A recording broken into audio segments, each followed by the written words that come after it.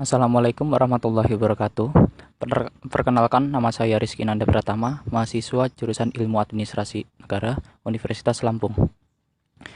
Di sini saya akan menjelaskan mengenai manajemen strategis. Baik, apa itu manajemen strategis, tahapan manajemen strategis, serta fungsi dan manfaatnya di sektor publik. Oke, langsung kita mulai saja. Pertama-tama kita akan mulai mengenal apa itu manajemen strategi, dimulai dari konsep strategi dan manajemen strategi. Manajemen strategi sendiri terdiri atas dua buah kata, yaitu manajemen dan juga strategi. Manajemen seperti yang kita ketahui yaitu sebuah seni dan ilmu dalam merencanakan, mengorganisasi, melaksanakan, dan melakukan kontrol terhadap sumber daya perusahaan untuk mencapai tujuan perusahaan ataupun organisasi. Sedangkan strategi adalah proses pendekatan yang berkaitan dengan gagasan, perencanaan, dan pelaksanaan sebuah kegiatan dalam suatu waktu. Kemudian, pengertian manajemen strategi menurut para ahli, salah satunya menurut David pada tahun 2002.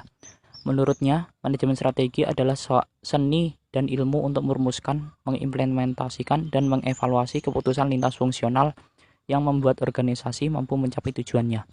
Berdasarkan pengertian tersebut, kita dapat mengetahui tentang cakupan manajemen strategi dalam memenuhi tujuan perusahaan, mulai dari perumusan sampai proses evaluasi. Tidak hanya satu bagian perusahaan saja, namun juga lintas fungsional, yang berarti mencakup pegawai atau anggota dari berbagai tingkatan di perusahaan atau organisasi. Setelah mengetahui definisi dari manajemen strategi, kita lanjut ke tahapan manajemen strategi. Manajemen strategi merupakan sebuah proses yang dilakukan berdasarkan tahapan-tahapan tertentu. Secara umum, tahapan manajemen strategi terdiri dari 3 tahapan, yaitu perumusan, pelaksanaan, dan evaluasi. Oke, kita bahas satu persatu. Yang pertama, perumusan strategi. Perumusan strategi dilakukan secara matang dengan memperhatikan berbagai macam faktor, baik dari dalam maupun dari luar perusahaan.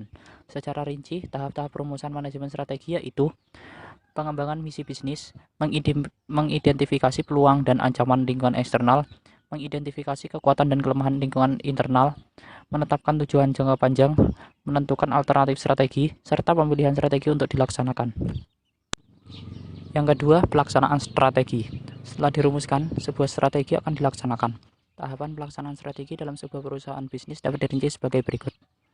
Mengembangkan strategi dengan dukungan budaya perusahaan, membuat struktur organisasi yang efektif, mengarahkan bidang pemasaran, mempersiapkan anggaran, mengembangkan dan memanfaatkan sistem informasi, menghubungkan sumber daya manusia dengan kinerja organisasi. Yang ketiga, evaluasi strategi. Setelah strategi tersebut dilaksanakan, maka dilakukan evaluasi strategi. Evaluasi strategi merupakan tahap paling akhir dalam sebuah manajemen strategi. Secara rinci, evaluasi strategi terdiri dari beberapa tahapan, yaitu meninjau kembali faktor internal dan eksternal perusahaan, mengukur kinerja, mengambil tindakan koreksi yang diperlukan.